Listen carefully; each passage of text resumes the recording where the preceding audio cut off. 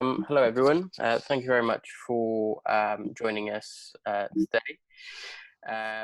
We're joined by Tayyaba Jordan, who is a health coach, and she's going to be going over um, how to essentially manage stress, anxiety, and mental exhaustion, which is some really pertinent issues that people are dealing with at the moment.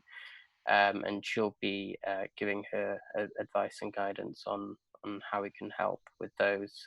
So thank you very much for joining us, Tayyaba. I will hand it over to you. Thank you very much. Thanks, Callum. That's great. And yes, that's what we're going to deal with today. It's not a very fun subject, but I think it's something that everyone suffers with at some stage. And I just literally let me just quickly introduce myself. My name's Tayyaba Jordan. Basically, I help success-focused individuals, managers, and teams maintain their peak performance. A lot of people I work with have a lot of high work demands, and I know you guys are pretty much the same. So when I work with them individually or as a group, I'm trying to help them find their personal path to peak performance, and so that they can sustain high levels of energy, vitality, focus, and productivity. So today, yes, we're going to talk about stress and anxiety and how that can lead to mental exhaustion. I put a post up about mental exhaustion. I got quite an interesting reaction. So this is what prompted this talk today.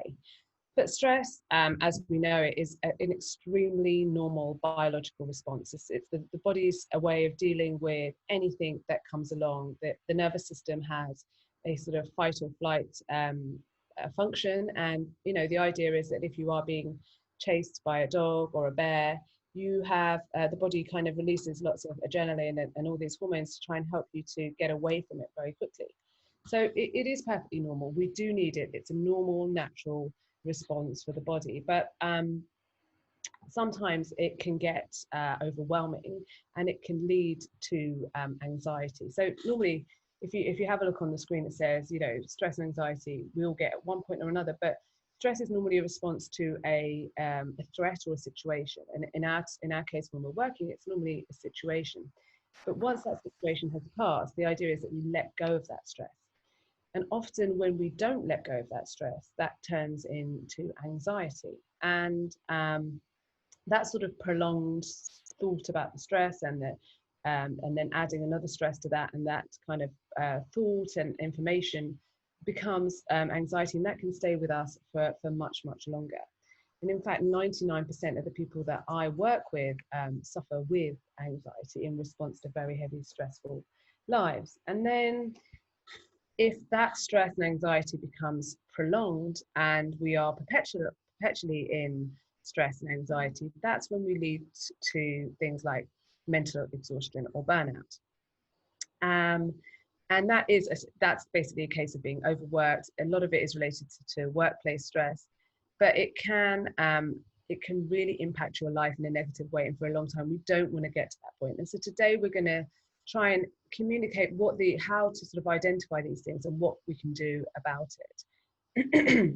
I think there are a few things that we should all sort of understand, that if we are feeling a bit stressed and then that stress passes and then we're able to carry on as normal, that's normal. That's a normal amount of stress. If that stress then turns into an anxiety, we can't let it go, it perpetually goes round and round in our heads, that becomes generalized anxiety disorder. So that's a very normal, very common but not normal way of dealing with stress and anxiety.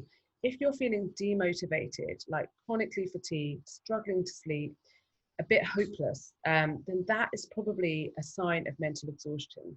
And if you are stressed and you're feeling all of those things, then you really need to do something about it. So what can we do about it? First of all, we need to understand what it is that affects all these things. And basically, the number one thing is to understand about our mental health. And by understanding and responding to it, we start to create resilience around these things. So first of all, we need to know, how do we think and feel? How are we able to deal with the ups and downs of life? Because there is going to be ups and downs the whole time with work, with home life. And are we dealing with them? Are you dealing with the ups and downs of life? Because if you're not, then that's a sign that something's not right. If every little thing has an intense pressure on you and you feel that that's affecting, you know, your day, or if it just feels too big to manage, these are telltale signs that you are suffering with some sort of mild to moderate mental health issues that you need to do something about. So the first step is to sort of to check in and see where you are. You know, are you able to deal with these ups and downs? Are they too big to manage? And do not ignore those telltale feelings, telltale signs. Um, and the next sort of step to creating resilience around these things is to sort of have a check-in. If you're not sure how you're feeling, if you're not sure whether you're feeling, you know, whether it's just a momentary thing or whether you actually are feeling quite down, then have a check-in. Ask yourself, how am I feeling today? You know, what's taking up my headspace? Am I eating normally? Am I bothered about eating normally? When was the last time I had a good meal? How am I sleeping? Am I able to get sleep? Am I able to wake up normally? And am I tired? So, and also, am I able to bring joy into my life? Am I able to think about something that's going to bring joy into my life? So check in with all those things, because if you are tired and if you're perpetually tired and if you're not eating properly, again, there are all signs of that something's up and we need to do something about it. And if you can't even think of something to be joyous about or something to look forward to, that's also another, you know, telltale sign of having to do something about this feeling. But having a check-in is a really good way. You know, articulating how you feel is really important, because sometimes that can be enough to just let it go and move on. So stresses are things that we find easy to deal with. Anxieties become a bit more difficult. So when we have too many stresses, when there's too much on our plate, we suffer with what's called generalized anxiety disorder. And although it sounds like it's a disorder and a proper thing, many people deal with it. And like I said, 99% of the people that I talk to do deal with generalized anxiety disorder. This is kind of, anxiety is like a lack of compartmentalizing.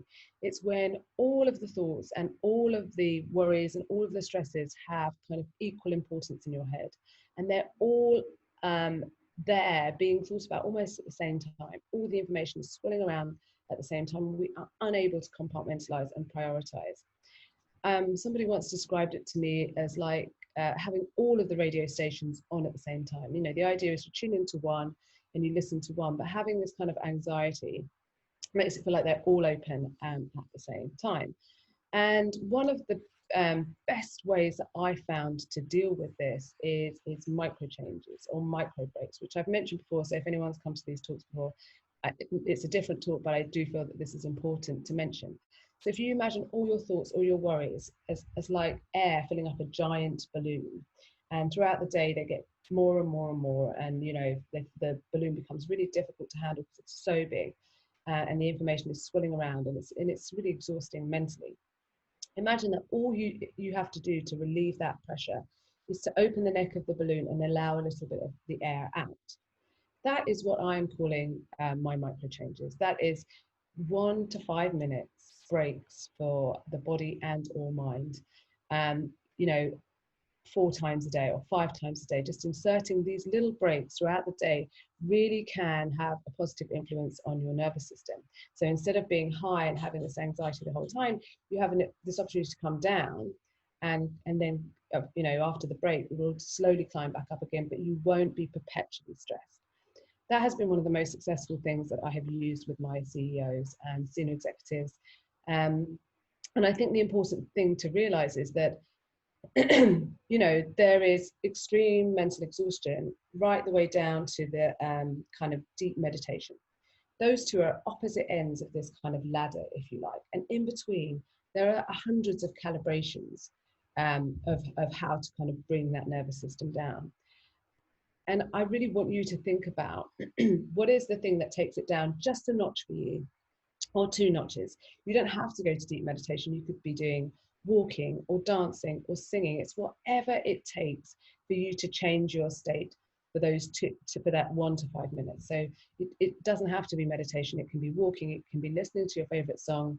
It can be, you know, hugging your family or your partner. But the key is just to get yourself from where you are down at least 1 notch for that 1 to 5 minutes. And doing that 4 times in a day, actually putting in your diary, micro break, micro break, micro break, micro break, and actually consciously finding a way to bring that nervous system down, will start to have a huge impact on your anxiety and lessen that cumulative effect of the adrenaline and cortisol that can affect sleep and how you feel. Like I said earlier, stress is not all bad. Anxiety, you know, we need it sometimes, you know, when we've got an important meeting or we've got to come up with solutions fast, you know, we need that tenacity. The key to all of this, the kind of epiphanous place to be, is having the ability to turn it on when we need it, which is a natural response, but also to be able to turn it off when we don't. And using these micro breaks and micro changes, it's kind of like working that muscle. So it's really important to try and give those a go. There's a couple of other ways that we can deal with worry and anxiety. And one of the simplest ways is the worry chart. And this has worked really well for lots and lots of my clients. And it's almost like when you have got loads of stuff going in your head, it's like, you know, what is the main thing? What is the main worry?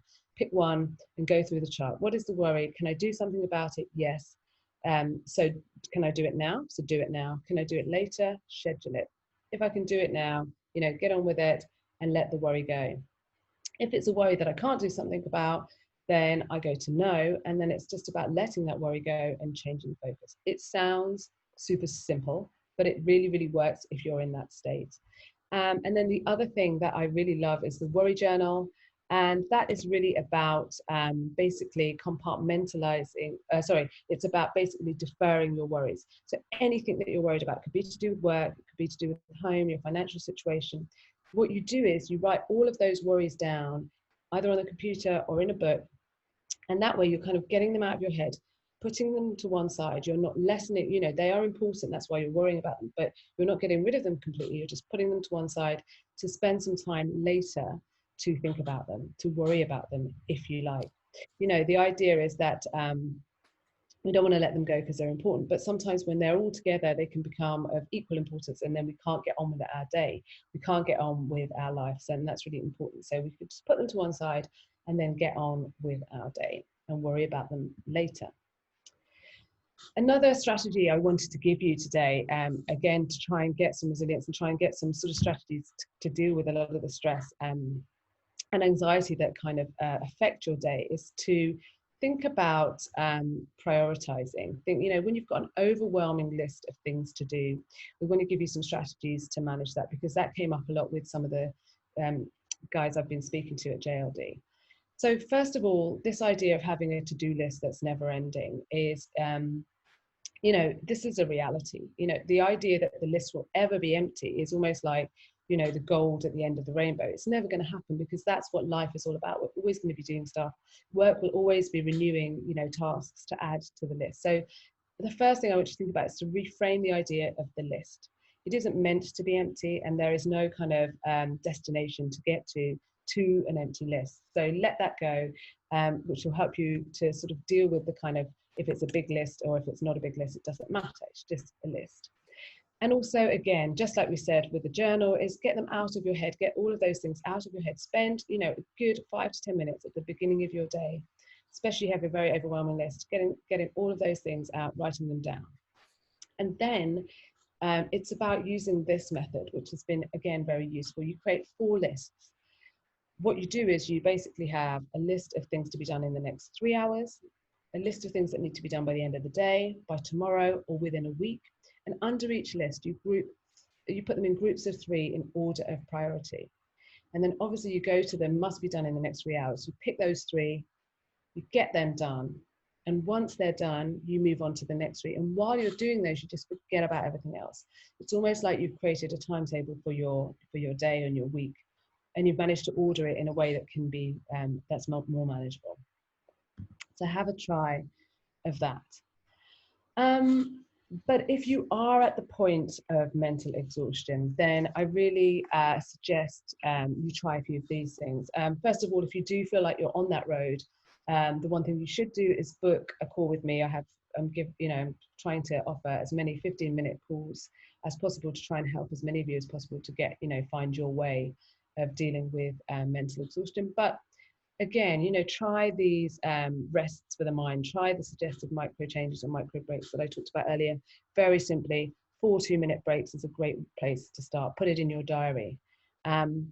But obviously try and reduce the amount of information that's coming in. If you're doing a lot of things at the same time or trying to, maybe it's about not multitasking, going monosensory, literally having one thing to do at one time. When you are in this kind of state of overwhelm or there's a lot going on, you almost feel a bit too scared to stop. And so the next thing I want you to think about is to give yourself permission really to relax, and be realistic about what you can do. Use that prioritize charts to help you to be realistic. And if I were you psychologically, it'd be better to undercommit and overachieve than have this really kind of ambitious list and never really get to the end of the first 3 things. And be mindful of the kind of time that you're spending. What is taking up all your mental energy and all your mental time? Maybe don't start there. Maybe start that there, the first thing the next morning. Just be mindful of the investment of time that you're putting into the kind of task at hand. And I guess the last thing really for me is, if you are feeling demotivated and you're not sleeping, and there is a sense of hopelessness, please do get in contact. That's what I'm offering at the moment. I'm offering these 15-minute sessions so that people can come in and talk to me about what's going on. And Callum, that's kind of all I've prepared to talk about, but I really wanted to have the opportunity for questions, if there is any, since there's only so few of us. Maybe we could open it up. Yeah, absolutely. If anyone does have any questions, please do put them in the Zoom chat now. But what we can do is certainly take this over the course of the week and encourage people who weren't able to attend today to get in touch via JLD or straight to you with any questions that they may have as well. Yeah, exactly. So, all I need you to do is to drop me an email at hello@wellness with me and just request a 15-minute session. And so it's hello@wellnesswithme.co.uk, I should say. And then request a session. And, I have already done a few, which is what led to this in the first place. But also, I think that the other thing I wanted to say was I'm going to do a 5-day wellness challenge next week to help people to layer up these micro changes. So on Monday, I'll set the challenge on Eugenie, and every day I will add another kind of micro change, micro break to try and help everyone to get 5 things on their self-care, sort of regime by the end of the week. Great. And we have a question from Sunay, who's asked, she loves the idea of the lists. And how would you recommend you deal with tasks that come in during the day? I think you have to add them to the list as they come in. So basically, as tasks come in, if it's something that's really important, and you just, I would finish the 3 that you're on or the 2 that you're on and add in that as a 3rd one, or swap it out, basically.